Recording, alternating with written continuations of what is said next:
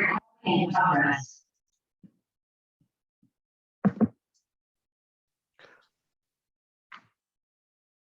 Okay, welcome everybody. Welcome to the annual town hall address. We're very happy to have everybody here. Just as a point of reference, we are recording. If you could mute throughout the talk, and then we will have hopefully a nice Q&A at the end. We encourage you to put any of your questions during the talk in the chat, and we'll follow up, and then we certainly would again look forward to a lively discussion afterwards. So again, welcome. My name is Mike Sandy, Director of Study Abroad at Bridgewater State. We are pleased to be hosting our 6th annual China Town Hall. This is a national event sponsored by the National Committee on U.S.-China Relations. And at Bridgewater, we're in our 6th year. And we're very happy that the Minnick Institute for Global Engagement and Asian Studies are co-sponsoring this event. And with that, I will turn it over to my colleague, Assistant Provost, Dr. Wing Kai To. Thank you very much, Mike. Again, Bridgewater State University is very honored to host the China Town Hall since 2016. As you know, China Town Hall is happening all over the country today for many universities, cities, and towns that talk about pressing issues affecting U.S.-China relations. So we have a 2-part program today. From now to 2 p.m. is our local university-sponsored speaker, and to talk about U.S.-China education and exchange. And then tonight from 6:30 to 8 p.m. we're going to join the national telecast by Faris Zakaria, a well-known journalist from CNN, and that will be broadcasted all over the country. And I'd like to welcome all of you from Bridgewater State and from other universities for joining us today. And this event will be recorded, and hopefully more people can watch it in the future to learn about U.S.-China education and exchange. It's really my honor and pleasure to introduce our speaker, but I'd like to thank all the hosts and all my colleagues at the Minnick Institute for Global Engagement. Michael Sandy is the Director of Study Abroad, and Jennifer Curry is the Director of International Student Scholar Services. They will be moderating today's discussion after the presentation. Bridgewater State was founded in 1840. In our 181 years of history, we started to accept international students since the 1850s. And there was a very well-known educator from Japan who came to Bridgewater State in the 1870s. And when we returned to Japan, he became one of the founders of the public education system in Japan. And our engagement with China started in the 1980s with field exchange partnerships with China for 3 years from 1985 to 1988. But increasingly over the last 15 years, we have developed 3 very strong partnerships with China and also other exchange programs with China.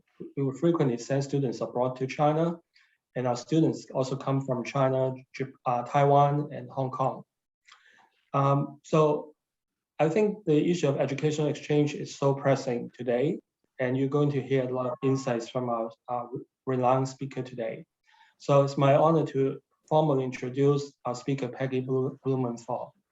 And Peggy Blumenthal has been a senior counselor to the president of the Institute of International Education, IIE, since 2011. After 25 years at IIE in various management roles, Ms. Blumenthal became its Chief Operating Officer in 2005. Her responsibilities at IIE earlier included supervision of its research team, educational services, and international offices in Africa, Asia, Europe, and Latin America. Before joining IIE, Ms. Blumenthal was Assistant Director of Stanford University's Overseas Studies, and then Coordinator of Graduate Services and Fellowships for the University of Hawaii Center for Asian and Pacific Studies.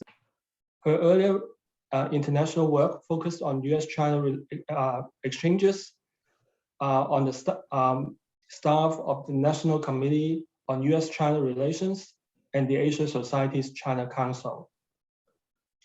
She has published widely on student mobility trends in higher education, expanding study abroad in STEM fields, and on international recruitment and student services. Ms. Blumenthal holds a BA from Harvard University in Modern Chinese History and an MA in American Studies from the University of Hawaii at Manoa. She chairs the board of JCIE USA, which stands for Japan Center for International Exchange, and serves on the board of the Hong Kong America Center and the Global Engineering Education Exchange. In 2018, she was honored to receive the American Association of Collegiate Registrars and Admissions Officers, which stands for AACRAO's Centennial Award for Excellence. In 2012, the Association for International Exchange Administrators, AIEA, presented her with the Charles Klasik Award for Outstanding Service in International Education. As you can see, her bio is so impressive, and we're cannot wait to hear about your insights on US-China Educational Exchange. Thank you. Shall I begin, Wen-Kai? Yes, please. Okay, well, thank you very much for inviting me to speak at your section of the China Town Hall. I am a little embarrassed by the long introduction. It just shows that if you stay in a field for 35, 40 years, you sooner or later get a long resume for introduction. But I hope that my talk will not be too much longer than the introduction. I hope to talk for just about 20 minutes and then leave a lot of time for questions and discussion, because actually, so far as I know, almost everybody who's signed in, including our two moderators and Wen-Kai, of course, as well, are as expert as I am, and in many ways more expert because you are on the ground on the campuses where the action is happening. I'm going to give you kind of a macro picture from looking at overall trends, and then hope that we can dive into what you're actually seeing now and what we think is going to be happening in the future. So I'm going to try to share my screen. Let me see if I can do that. Okay. So can everybody see my slides, I hope? Good. Yes, it's not the first slide, so you could go back to the first well, the slide. first slide is just the title Okay. of my talk, so I'm going to start here, if that's all right with you. So what I'm going to base a lot of my data points on is the annual survey that the Institute of International Education, IIE, conducts every year with support from the US State Department in a project called Open Doors. And I'm hoping that most of you who are on campus, either in Study Abroad Office or in the International Student and Scholar Office, are familiar with Open Doors, because every year we survey over 3,000 US colleges and universities that have government approval to host international students and scholars. And many of you answer that survey very promptly. We get a terrific response rate, considering that it's a completely voluntary survey. And what we count on is all of these incoming data to let us provide kind of a trend line of what's happening nationwide in terms of international students and scholars coming to the United States and American students studying abroad. This first slide, you'll see it starts in 1999, but of course we have data going back actually to the 1950s. It's just that not much was happening in US-China exchanges during the 50s, 60s, 70s. It started in a very small way in the 80s and then really began to take off, as you can see, in the 2000s. The last year on this slide, and I hope you can see all the way. My picture seems to be blocking the end of it, but can you all see all the way to 2019-20 as the last year? Good. So that's the last year for which we have Open Doors data, because the 2021 data is just now being, it runs from the summer of 20 through the spring of 2021, and then we spend the summer madly going after people who haven't yet answered the survey and crunching the data, and then we publish it and release it in November of this year. So the 2021 data will be available on November 15th, 2021 at 1 minute after midnight. That is to say 12:01 a.m. on the 15th. And if you go onto our website, you can be the first to see what the latest data is at that time. We also conduct, because this data is retrospective, we also conduct a snapshot survey, which is out right now to all the campuses, and I hope that you're answering it, where we just ask much more general questions. You know, what generally are you seeing in terms of increases or decreases? What are the countries that you're seeing main increases and decreases? So it's not trying to replicate the very extensive Open Doors survey, but just give us a snapshot of what's happening right now on the fall on your campuses. And that data will also be released on November 15th. And so it'll give us like a current look at what's going on. But now let's just look at this chart for a minute. The red line on top is the numbers of students coming from China and entering US higher education, either community college, four-year institution, research university, graduate school. It does not include scholars who are just here either to teach or do research, but simply enrolled students on F visas, J visas, and so on.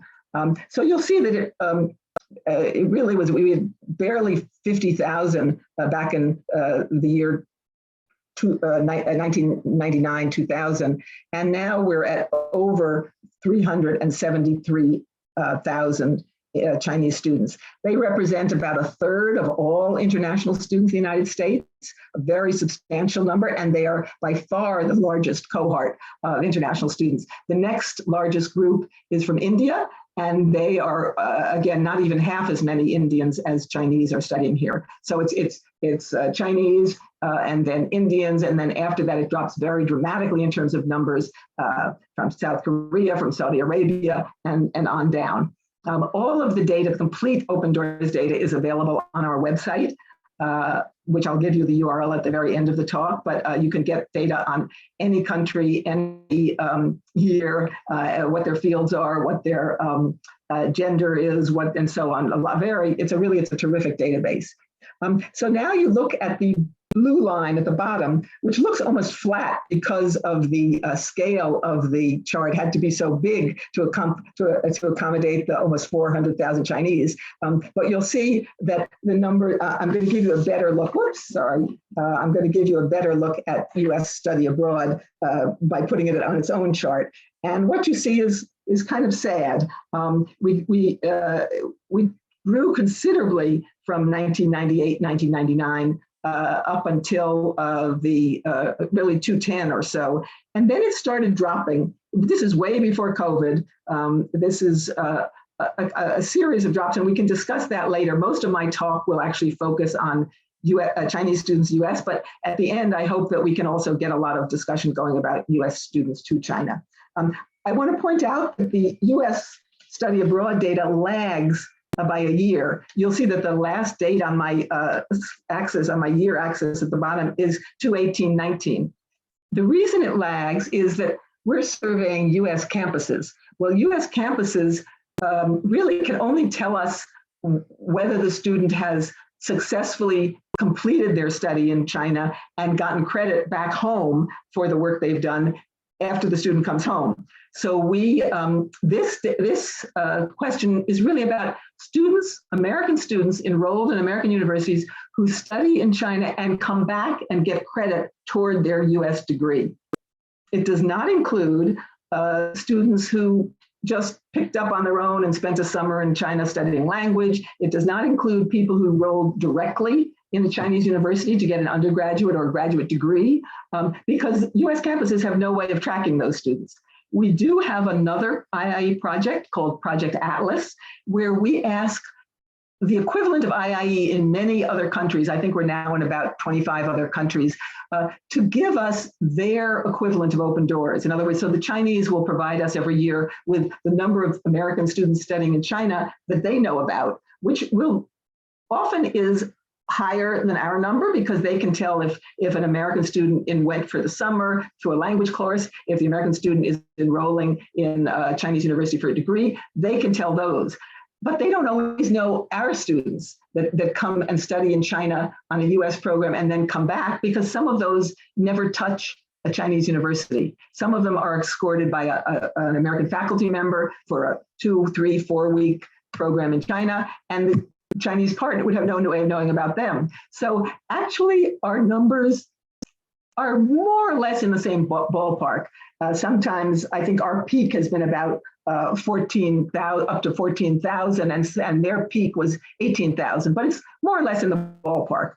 Anyway, so what you'll see is the numbers started going down well before COVID hit. I'm going to guess that for sure the numbers, when we get them released in November for 2019-20, are not going to look very good, and the numbers for 2021 are going to look even worse. But hopefully they'll start picking up again, both when China is more making visas more available to Chinese students and scholars, and when US campuses are feeling more confident about sending students back to China. So there are two sides of that equation that have to happen. The Chinese have to be more enthusiastic about inviting back Americans. They now have, some Americans are getting back in, but they have I think 7 week quarantine. It's a very long quarantine, maybe not 7 weeks. Anyway, it's quite a long quarantine, and very few visas are being issued to visiting scholars. So we're going to leave this slide now and then focus more for the immediate future on Chinese students in the US. So this is the same line that I showed you earlier, that ends with 373,670 Chinese students in the United States, not this past year, but the year before that. And what you see is that for a long time, well, you can't see it here because those early numbers, I haven't broken down the academic level. The recent academic level has shown that Chinese undergraduates actually have surpassed Chinese graduate students as the largest cohort in our institutions. And for those of you like me who have been in this field for a long time, you'll know that in the early days, up until maybe the year 2005, 2006, it was almost entirely graduate students who were coming here. Very few undergraduates came from China to the US. And many of the graduate students were here on either with financial assistance from the US host institution, if they were in sciences and engineering, and with support from the Chinese government, if they were in those or other fields. But starting in 2000, 2005, 2006, the middle class in China expanded. People who, ordinary parents who were making a reasonable living, decided that they really could afford to send their son or daughter to anywhere in the world that they thought the best education could be found. Remember when I said their son or daughter, what I meant is this was still pretty much in the one-child policy. So most of these families had just one child into which they poured all of their joint earnings, and sometimes the grandparents' joint earnings as well. And they would, because education is such a high value to the Chinese family, many started sending their students to the United States. And many US campuses were delighted to have these students, both because they're so smart and so diligent in their studies, and also because they diversify the US classroom and give a broader world perspective to the US students, and because most of them paid full tuition. So for campuses that were beginning to hurt because the US state funding, many of the schools were state funded and they were starting to lose state funding.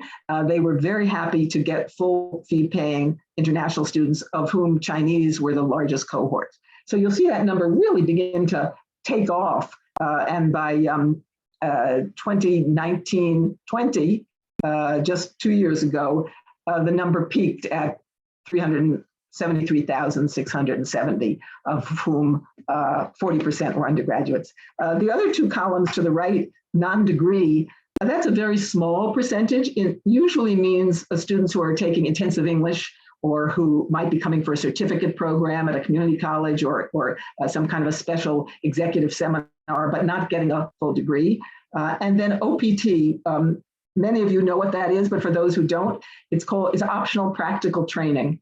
The United States has a policy by which if you study for a degree in the US institution, you may stay on for one more year after graduation to work at a company or a lab or anywhere in the not-for-profit in the field related to your degree. So it's called optional practical training, practical training related to a degree.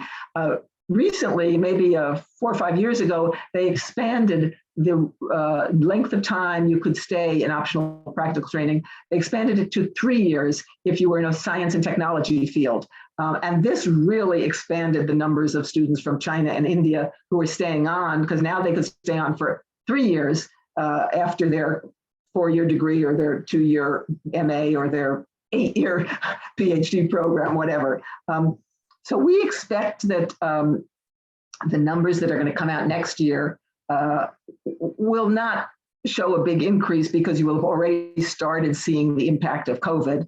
And indeed, I will give you a sneak peek at what we're going to see, because I've been hearing some of the very early numbers in terms of non-degree. The non-degree numbers have really gone down, not just for China, but for most international students, because if you can't come to study in the United States and you have to study remotely, language programs are probably not the thing that you're going to spend your tuition on. You're probably going to try to pursue an intensive English program in your home country that you can get much more affordably.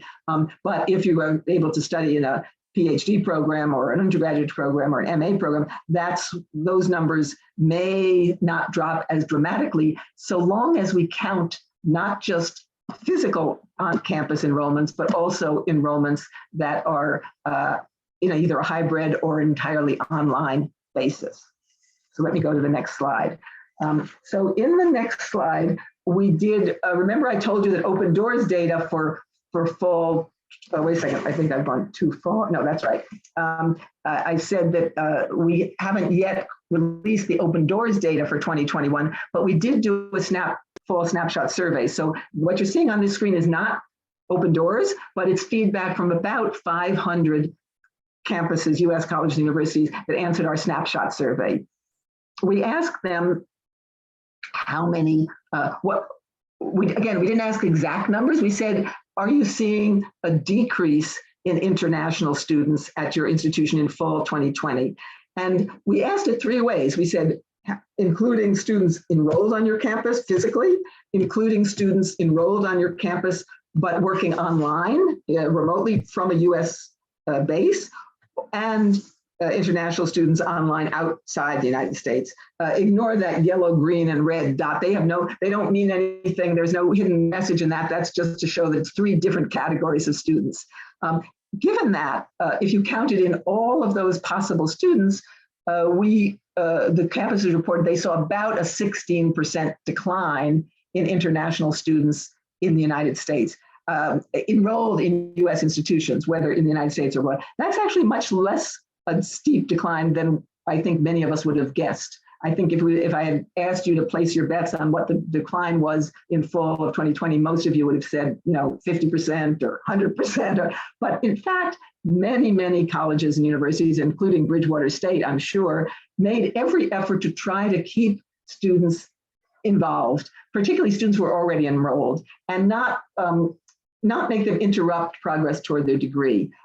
So those students were able to either pursue a hybrid course, some classes in their campus, some remotely, or if they couldn't get a visa, if they were back home, either just starting at an institution or had gone back home over the summer and were unable to come back due to the travel bans, they could pretty much pursue their full degree work online from a base outside the United States.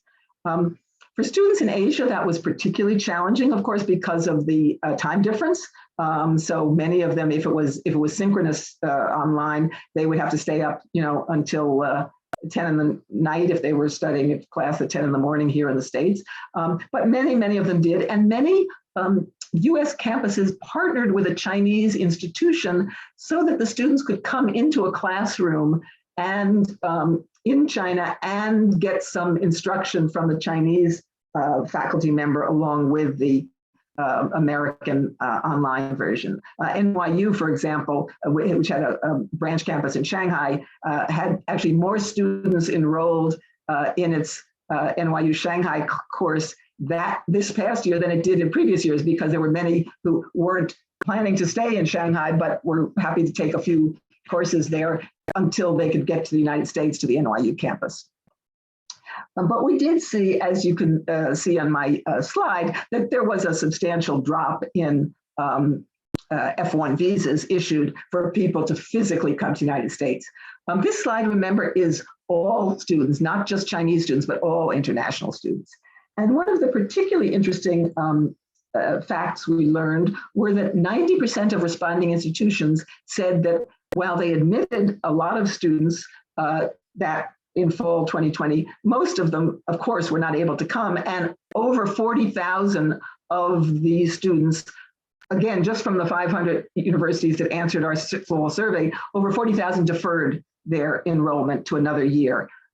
What that means is that this year, 2021-22, we expect to see a bump up in the normal number, because campuses will have admitted a new class in 2021-22, and then they will have those deferred students who are also going to be coming.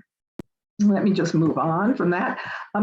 So then the question of how do you recruit in the year of COVID?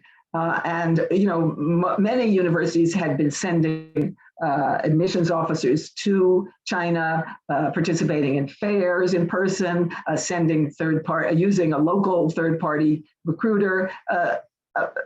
But the best way was to actually be able to have a face-to-face interaction with the student. And for students who were in China and recruiters who were in the United States, that was impossible due to the travel ban on both sides. The Chinese were not letting in Americans, the Americans were not letting in Chinese, and were very often not letting Americans back in after they'd been abroad for a long wait. So what did the schools do? Many of them pivoted to recruiting in US high schools. There's a growing number of international students who are enrolling in US high schools, both in private schools for a full degree and in public institutions for up to a year. And that group, I think I haven't got the latest numbers at my fingertips, but it's well over 80,000 international students or before COVID again, in US high schools. And about a third of those are from China. So if you're looking to recruit international students and you can't travel abroad, many of them turn to US high schools and recruited there. The second highest group also continued to recruit in China. Oh, and people did multiple things. So if you add these up, it's going to be more than 100%, of course, because many institutions will recruit at US high schools and in China and in Vietnam and in India and so on and so forth. But I thought it was interesting to see that the largest percentage was everybody was turning, over half were turning to US high schools. And then also international students at community colleges. That's another big cohort, which American admissions offices were starting to look to. So this is a very interesting chart, because it shows us that even in a time when travel is not possible, it is entirely feasible to still try to reach out directly and have direct interaction with students. We wanted to find out whether interest in studying in another country was dropped both during President Trump's tenure and after President Biden was elected, sort of how it affected it. And there had been a lot of columns in the various education press saying, oh, nobody's going to want to come to the United States anymore because of the political rhetoric, or nobody's going to want to come because of whatever. There was like 80 million reasons why nobody was going to come anymore. But you know what? Turns out not true. This data comes from the College Board, which, as many of you know, it administers the SAT, which used to be almost required and now is getting more voluntary. But anyway, all of the students internationally that registered for the SAT, College Board also conducted a little survey about what their interest was in studying abroad. So they took out just the data for Chinese students from China who applied, and this is what they found, that still in the high 90s, now over 90% of people surveyed. Now, these are people who are applying to take the SAT, so it's not very surprising that they're interested in studying abroad, because otherwise, why else take the SAT? But it didn't really change that much. So even, and the numbers are not that large of the pool, but basically you're still seeing a lot of interest in studying outside their home country. Whoops. And then we asked, what are the top destinations? I mean, College Board asked, what are the top destinations where you want to study, what countries?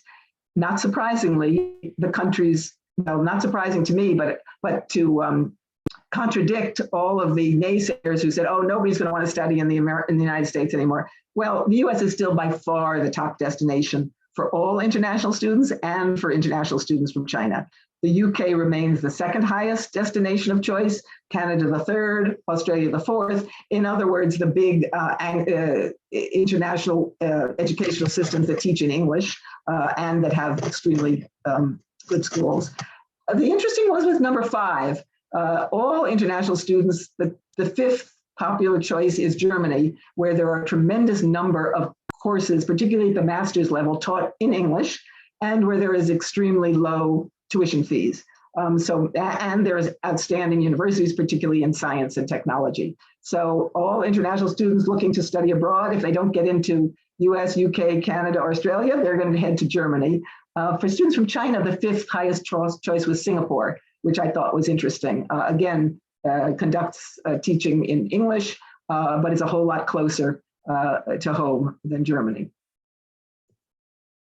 They asked international students generally, what are the factors that make it most, that you use to decide which college and university you're going to apply to? And pretty much when you look at the list on the left-hand side, you'll see that the major factors that help people decide were true for all international students. The first by far is the availability of the major or the field of study I'm interested in. For the Chinese, and this particular side pulls out just data from Chinese respondents. For Chinese, the academic ranking or the academic reputation of the institution was the most important, the second most important. And this is reassuring for the United States, actually, and for your campuses, because for all other international students, the second highest priority was prospects after graduation. You'll see it's the ability of major, academic rankings, personal safety, which everybody had as their number 3, and then prospects after graduation.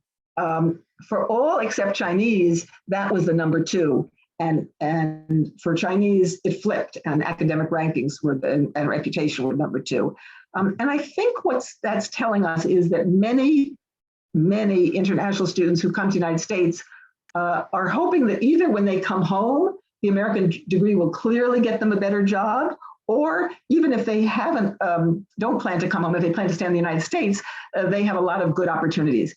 Chinese more and more are planning to go back to China because there are good jobs there, and more the academic degree from US institution is not so important because so many of them have come back with a US degree. So, but the fact that academic reputation is important is good for us because the US institutions, by and large, have a much stronger reputation and are much better known in China than many other countries, just because we've had educational exchanges, as Wen Kai said, since the late 1800s, people have been coming from China to the United States, and in recent years, as you saw, tens of thousands will have gone back to China and be telling their friends and relatives, I had a great experience. Oops, sorry, I just hit the wrong thing. Now I'm almost at the end of my talk.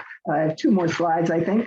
So the good news is for us is that looking at visas that were issued this past spring, May and June, the number of F1 visas actually rose to very close to the previous total. So that red line on the chart on the left-hand side, the red line is the visas issued in spring 2021. And as you'll see, it's very close to the number of student visas that were issued in spring of 2019. The we don't have the data yet for what happened in July, August, but we've heard anecdotally that the numbers went up even higher then. There's been a real effort by US embassies and consulates to really push those visas, appointments to get the visas to students so that they will be able to arrive in the fall. So we expect that red line to continue tracking. The reason the green line goes down is, after the summer, there's not as much of an urgent push because everybody who wanted to come in the fall has come, and the people who want to come in the spring haven't yet gotten their admissions letters. But you'll see that yellow line, that was 2020 when basically nobody was going, nobody was coming. There was very little visa activity. And for us who are interested particularly in China, you'll see that over 70%, over 75% of those students, 73% of the students who did get visas in May, June were students from China. So we can expect that barring new travel bans, we should expect that a very large percentage of the students that want to come to the United States and that your school has admitted should be able to get there. Maybe not, they didn't maybe come in September, they didn't maybe come yet in October, but they're coming, we hope.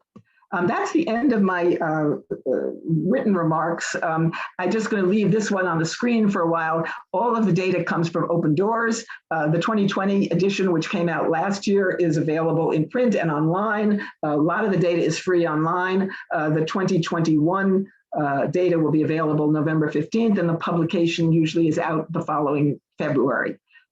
Some of my comments about what we anticipated and where people were recruiting from comes from a booklet I did in March of last year called A Rising or Ebbing Tide.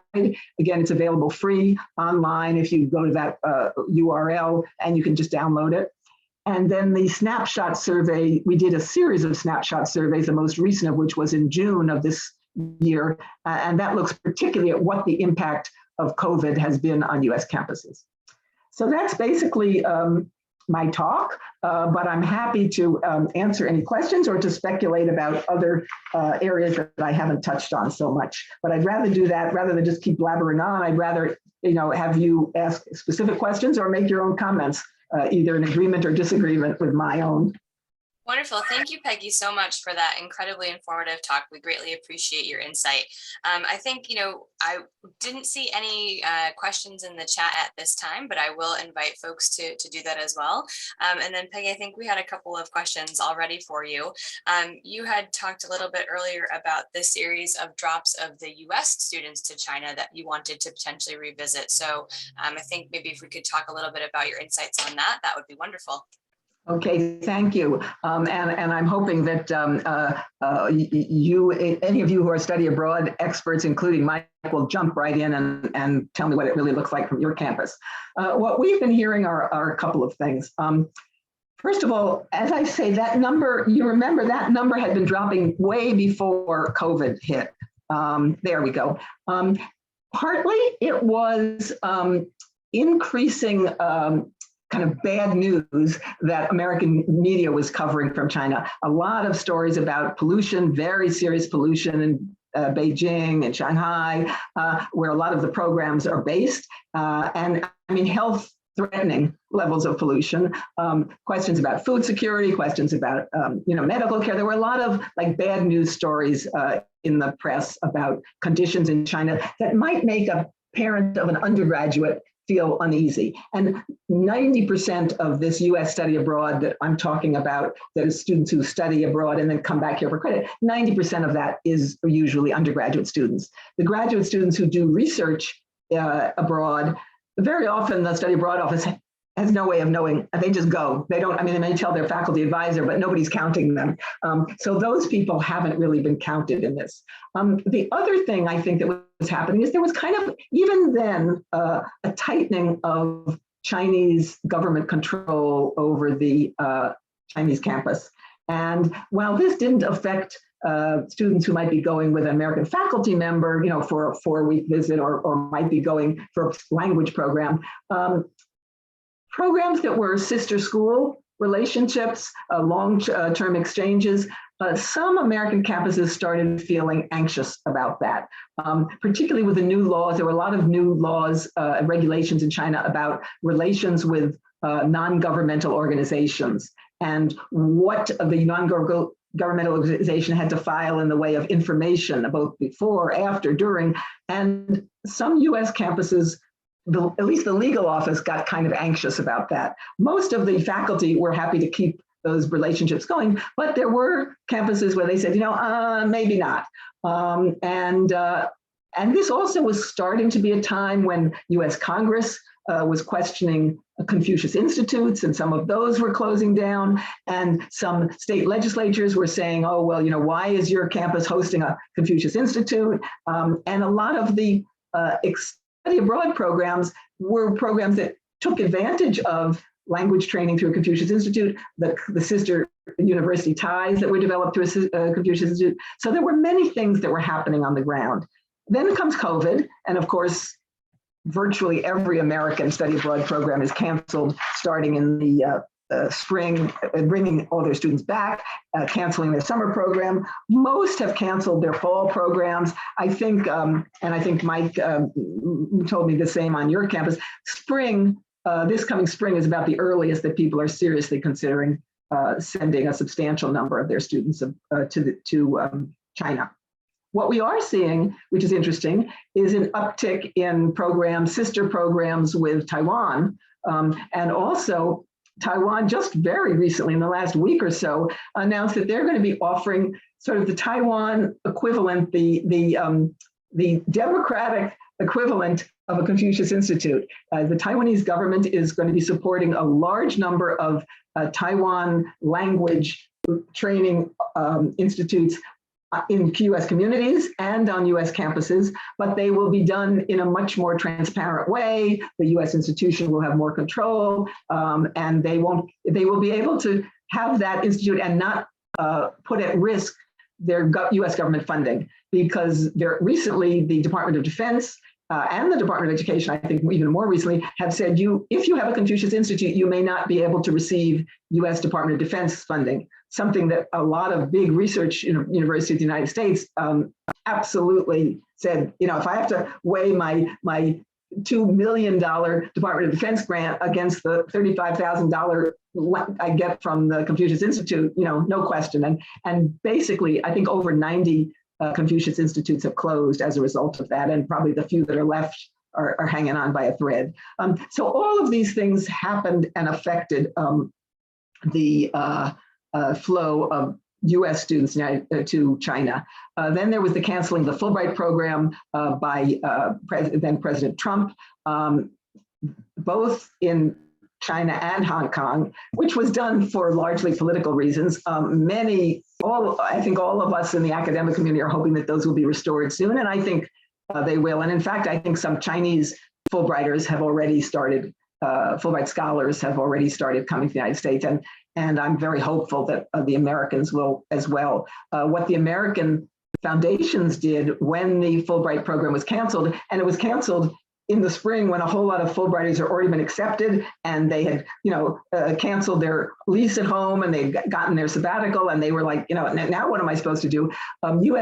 Four US foundations stepped up and said, we will run a competition, and those people who we select, and it was a large number, I think over 50, maybe even more, will pay for your time in China. And so then the problem was, graduate students and US scholars, would they be able to get Chinese visas? And that still remains a bit problematic. First of all, those wanting to do research in Chinese archives have found that the Chinese archives are much harder to access. Those who need to be affiliated with the Chinese university, some are happy to have them, some are not sure it's worth the trouble to host a possibly, what should I say, hard to restrain American scholar who might become politically embarrassment for them. So I think on all of those levels, it's becoming a problem. I personally know of a program in Yale, China, which has been sending American Yale bachelor graduates, BA graduates to teach in China. It has been over a year-long struggle to try to get them visas. And I think now there are maybe 3 or 4 of them that are currently in quarantine in a Shanghai hotel, hoping that they're going to get actually to be able to teach. So it's tough. I don't think it's impossible. And I still think actually studying in China is a wonderful, unbelievably wonderful experience. But for your students, if you have students who are perhaps a little, they've never traveled outside the country before, or if they're a little bit unsophisticated or need more supervision, I would say sending them to Taiwan would be a very, very good option instead. And the Taiwan institutions are very eager to have them. Normally, I would have said or send them to Hong Kong, but as some of you already know, including my colleague Glenn Shive, the Hong Kong universities are beginning to feel the political pressure from the Chinese government, which again, it'll still be wonderful for an undergraduate American to study in Hong Kong, but if your goal is to study political factions in the Hong Kong elections, probably you're not going to get a visa, or if you do get a visa, you're going to be very, very closely watched. Let me stop there and see if there are any of you experts in the field want to jump in and add your point of view.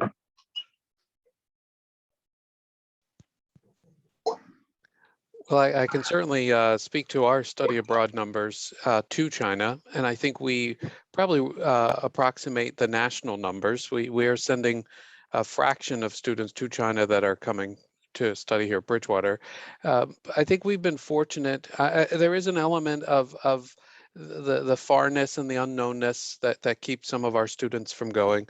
But we've been quite fortunate with our Minnick Institute and the Asian Studies program, and then level 1 and 2 Chinese courses being taught by visiting scholars at Bridgewater for a number of years. That has kind of kept our numbers floating. We have really strong partnership at Shanghai Normal, and it's been an opportunity for our students to have a steady experience. They of course come back and then get more students to go, and it's been interesting. We've had a number of our students then go back and are living and teaching in China now, and they were not necessarily teaching education majors here. They fell in love with the culture and the place and headed back afterwards. So yeah, we don't send a lot of students. We do have partnerships in Taiwan and Hong Kong as well. And it's interesting. I think we'll see more heading to Taiwan as we see this whole thing kind of shake out. So yeah, it's good. And let me just say that when it was no longer possible for American Fulbrighters to go to China, all of them were given the opportunity to apply to another host country, and a very large percentage of them applied to Taiwan, and Taiwan accepted a very large percentage of those who had wanted to go there, and they had a fabulous experience there. So I think that, again, I've studied in both China and China mainland and Taiwan, and I love both of those experiences, and they're quite different. And you go and you learn a lot about Chinese culture in both of them, but you also learn a lot about current politics in both of them as well. Thank you, Mike. Thank you, Peggy. We actually have a question in the chat in thinking, futuristically and in terms of recruiting. Are you seeing any emerging markets or industries driving the growth in undergraduate Chinese students? Are there any leading majors or programs that are attracting Chinese students, undergraduates specifically, to the United States?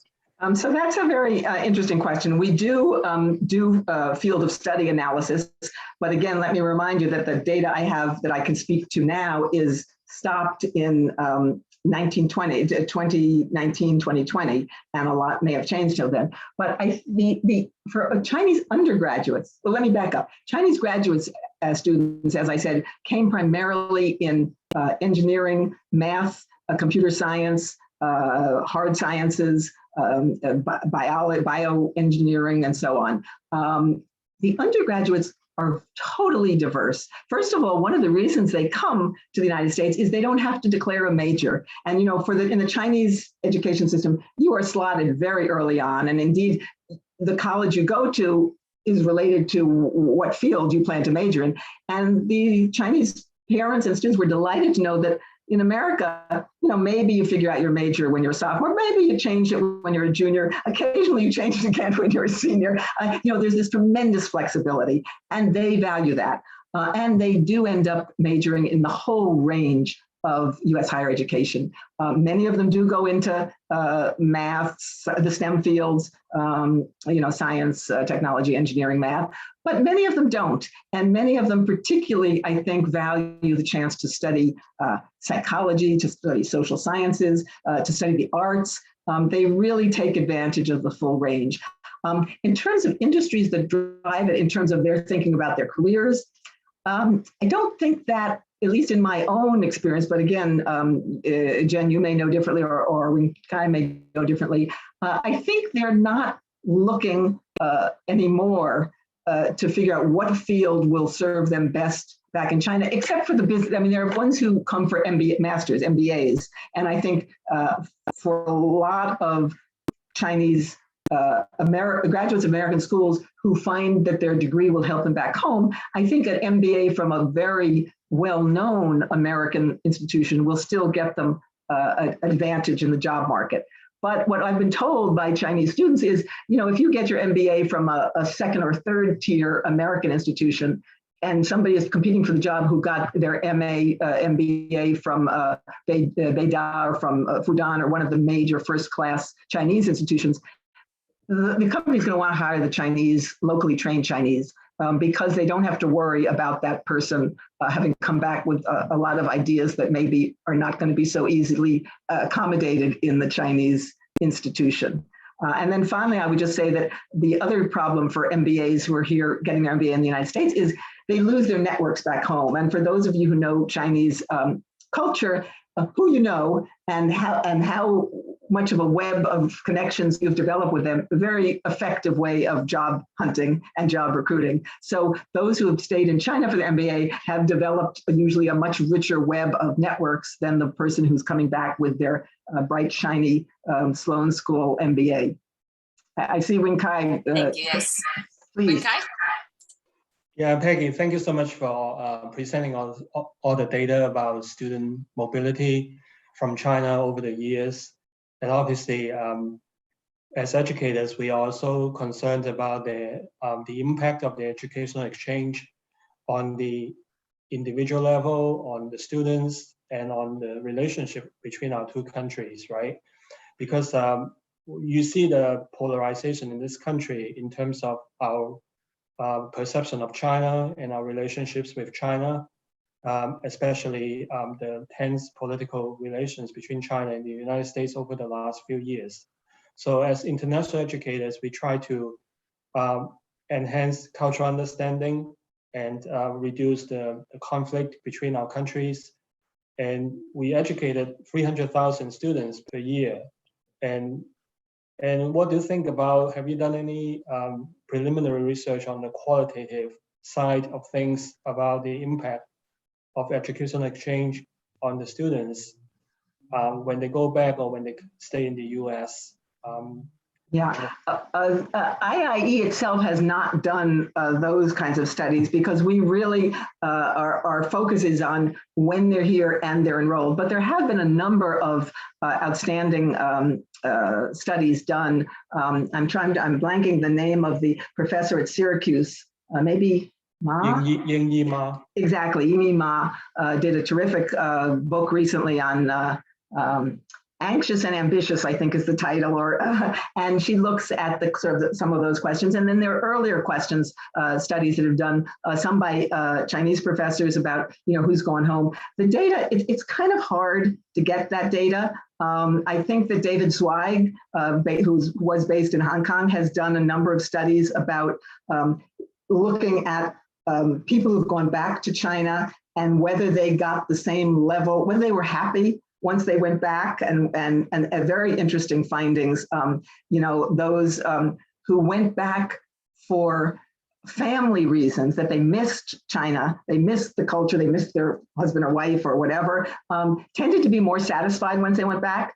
People who went back because they thought it would be, a bump up in their career tended to be less satisfied, partly I think because it was harder for them to get the recognition that they thought they deserved coming from a US institution. Also, maybe a little bit less welcoming. The people they were working with, maybe a little bit not so pleased to have these new folks parachute in and suddenly expect that they're going to get promoted over the people who've been there all before. So it's a mixed picture. The Chinese government itself and the Chinese think tanks. There's a think tank called Center for China and Globalization that puts out an enormous amount of research. And in the early days, they put out a lot of research about, how wonderful it was to study abroad and to come back. Lately, some of their research has been more focused on, it's not that easy to go to the United States. It's not that great to go to the United States. I think they are maybe not quite as independent. This is totally my personal opinion, not quite as independent a think tank as they used to be, because their message seems to be tracking the Chinese government message a little more closely. But yes, there are a lot of studies, not by IIE, and it's a topic, you're absolutely right, Winkai. It's so important to look at what the impact is. We thought, some of us, that, once students are trained in the United States, they're going to go back home and, you'll see the impact of our system's values spreading everywhere. Some who really loved America's values decided not to go back. Some who did go back found that they were only able at a very gradual level to affect what happened in their country. But I'd say two things. One is, at universities, I think there has been a profound change. I think that the number of Chinese who got their PhDs here are now back teaching in China as graduate students. You have seen Chinese universities develop much more what we would call a traditional American style of dealing with graduate education, much more participatory, much more expecting students to be able to present their own thoughts. A dear friend of ours at Beijing Normal University wrote an essay on that for us, for IIE, in a book, the title of which I'm forgetting, but it was like 10 years ago. And he said, when he came back to Beishada, he really did try to make some changes, and using publications as an evaluator of whether you should get promotion, as opposed to just your length of years that you've been teaching there, and looking at different ways of assessing quality. So I think in the educational sector, actually, I think study in America has had an impact. On the other hand, because, as you say, of the sort of the chill in political government to government relations, I think these university relations are even more vital, even if they don't have an immediate payoff. The thing about educational exchange, and generally about people-to-people exchanges, it has gotten us through the low periods, it sustains us in the high periods, and then when we go back into the periods when neither country is willing to talk to the other, the people-to-people and education-to-education institution, those are the kind of the through lines that keep our relationship from completely breaking down.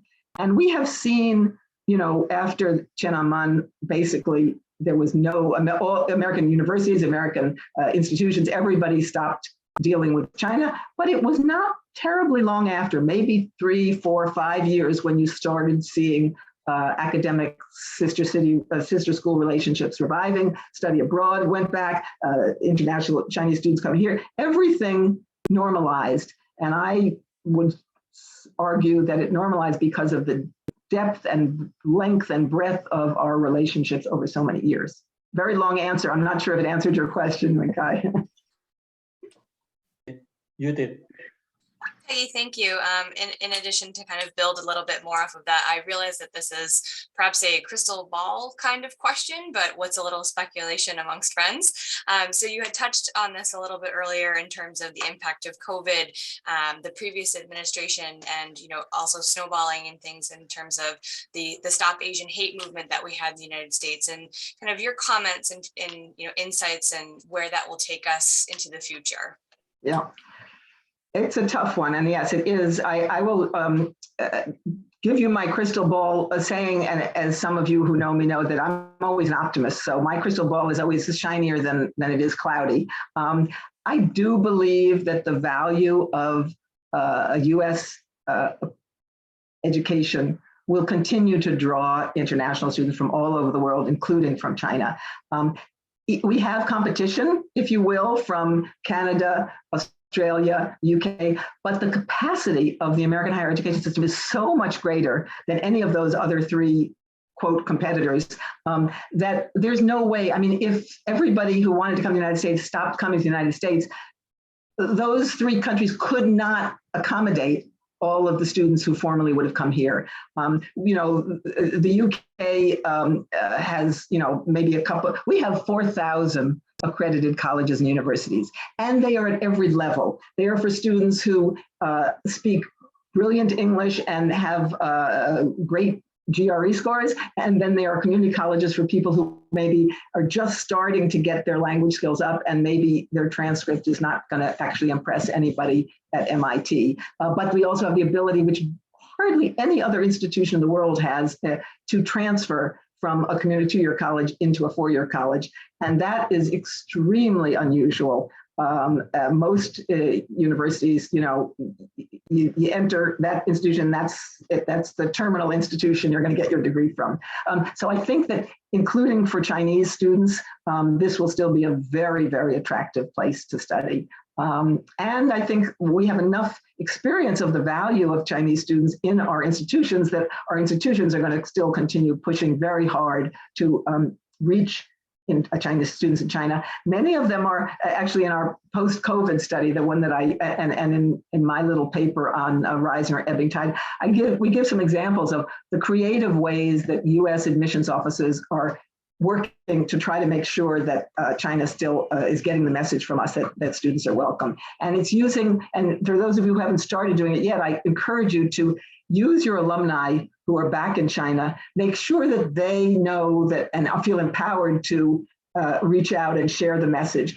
Even your current students from China who are on campus, make sure that they're tweeting back to their friends if they're having a good experience, and answer any questions and any hesitancy that that students wouldn't believe. If they asked you, is the campus a safe place? And you said, yes, the campus is a safe place, your credibility is probably zilch. But if it's a student from China who says, I know that anti-Asian hate is happening in the United States, but on campus, a campus is a safe space, and campuses for, the vast majority of campuses still make international students and Asian students in particular feel very welcome and safe. So that's the two recommendations that I think will really help, is using your alumni and using your current students to get those messages out.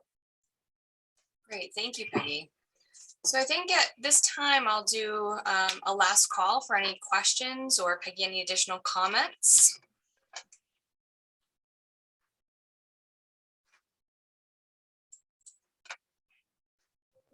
I think, Glenn, you raised your hand. Oh, Glenn, I think you're on mute. Yeah, you have to unmute yourself. Glenn is very rarely muted, so I'm sure you There will. we go. There we go. Am I there? Thank you very much, Peggy. It's great to see this data, and you're bringing it into the contemporary picture, the issues we're dealing with, and hopefully a post-COVID, emerging into a post-COVID era.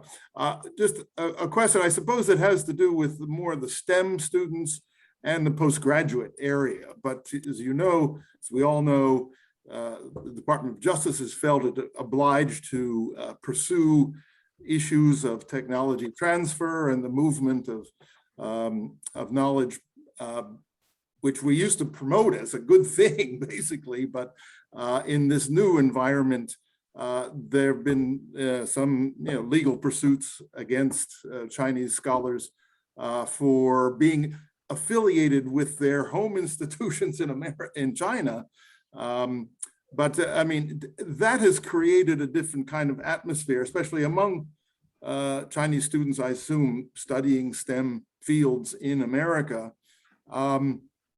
Maybe this is descending, or maybe it's because some of these suits were thrown out, famously as being, they don't have their act together, and so but it does damage to the broader atmosphere in which America has, universities have long been welcoming of the kind of academic exchange and knowledge exchange that now is coming into question. So, I mean, what impact do you see that aspect having on the broader U.S.-China student flows Yeah, it's a good, very good question, Glenn.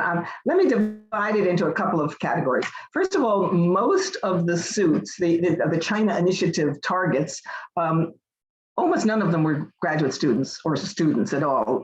Almost all of them were either researchers, visiting researchers, or Chinese American researchers and faculty. So in terms of the impact, I mean, still it's a nasty image to be projecting, but the reality is that students were not at risk. And in fact, the reality is that most researchers were not at risk either, because they were being accused of spying or transferring technology. And two things happened. First of all, like the great majority of the cases were based on a failure to fully document the income you're getting back from China, either as a member of a participant in the 1,000 Talents program or because you still have an affiliation. So they were failure to disclose information about your funding and not technology transfer. Right. That's one thing. Second is, and many academic experts, far more expert than I in science and technology, have pointed out the fact that technology is a global enterprise, that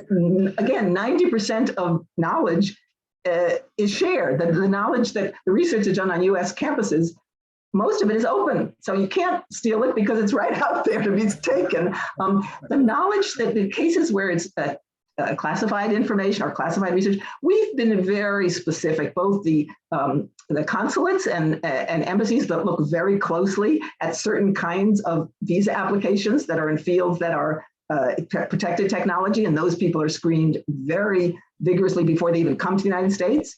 And if your institution has a contract with the CIA to develop whatever it is that they're developing, that's protected research, and you're not allowed to have international students or scholars participating in it. So much of this, I think, has been misdirected and misunderstood challenges. And as you said, the cases are falling apart. I just saw in today's Chronicle of Higher Education that the professor, the Chinese American professor in Kentucky, the case fell apart, and Kentucky is going to hire him back. They never should have fired him to begin with, but they're, and so I think institutions are learning. And more important, I think that research institutions are learning they need to do a better job at informing their own faculty and researchers of what you have to disclose. I mean, I think we've been very casual, and some of these professors either didn't think they had to put it down or didn't think it would be a big deal. And it wasn't, in fact, a violation of the campus rules, but the campus rules were too loose, or the campus rules were not adequately appropriately understood. I mean, I applied for an NSF grant for IIE for a tiny little program, and they made me document what % of my time is spent on every other project in my life. And it has to total 100%, despite the fact that I, like you, work 150%, but you're not allowed to work 150%. So there, and I, being a novice, said, oh, well, I have 1/8 of 1% where I'm working with the Hong Kong America Center, and other people, if it's their 400th National Science Foundation grant or NIH grant, they just got too casual. And so I think this is a problem that is going to solve itself, particularly, I think, under the Biden administration's Justice Department. I think they are now focusing their attention on real espionage issues and not on a careless application by a Chinese visiting scholar who didn't understand the rules. Which is not to say there are not some actual espionage going on, and there are Chinese who are sent here, particularly those affiliated with military institutions. And there was a regulation saying we are going to not allow students or scholars from these 20 institutions to get visas. And maybe a few of them it's not fair. Maybe a couple of them are coming to study art history, but c'est la vie. That's right. Yeah, thank you. Yeah. All right, thank you, Peggy. And any of you, by the way, who have had more experience than I in this issue of the China Initiative impacting your campus, I'd be very eager to hear your thoughts. I know that many ACE and the National Academy of Sciences and other professional associations are trying to develop some rules of the road, working with Chinese institutions to make sure that we're very clear on what is acceptable and what is not acceptable. And so we're really, it's not just left to individual universities, which was the problem in the past. Each university had to kind of figure out its own rules for how you explain this and what you do that, but they are developing. And I encourage those of you who are working in this field to seek the website or seek the counsel of the National Academy of Sciences, which is working on this very closely. Very good. Yeah, thanks.